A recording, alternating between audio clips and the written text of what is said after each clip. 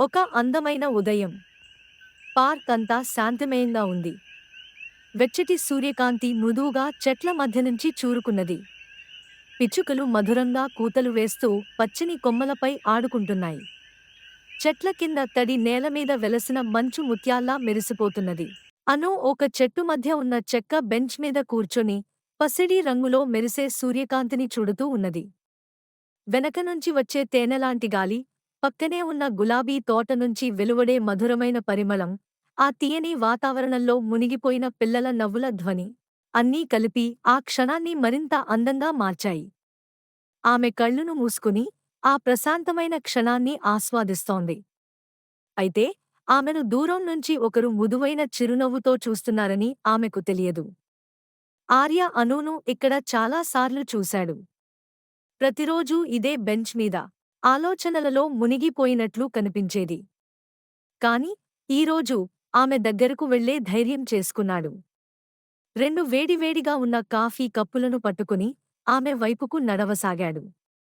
అతని గుండె బరువుగా కొట్టుకుంటూ పోయింది. నేను కూర్చోవచ్చా? అతను మృదువైన, కాని కొంచెం సందేహంతో కూడిన స్వరంతో అడిగాడు. అను కళ్లను తెరిచి అతన్ని చూసింది.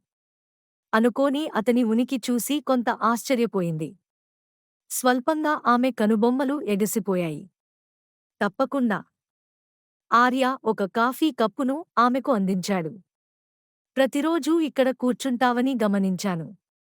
నువ్వు ఒంటరిగా కూర్చోవడం నచ్చిందని అనుకుంటా.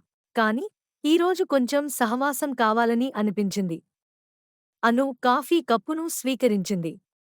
వారి వేళ్లు క్షణక్షణానికి ఒకదానికొకటి తాకాయి. ఆ తీయని క్షణం ఇద్దరి హృదయాల్లో ఒక నూతన అనుభూతిని మిగిల్చింది.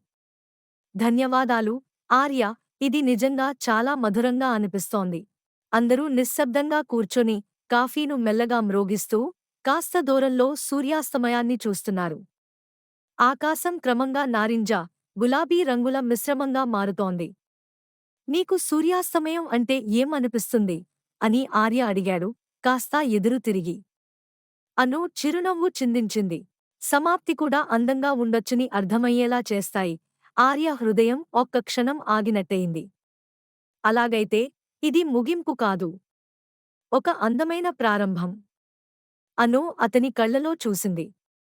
ఆ క్షణంలోనే ఆమె గుండె ఒక నూతన కథ మొదలవుతున్నట్లు అనిపించింది. పార్క్ లైట్లు మెరిసే వేళ ఇద్దరి హృదయాలు ఒక రహస్య ఒప్పందంలో బంధించబడ్డాయి.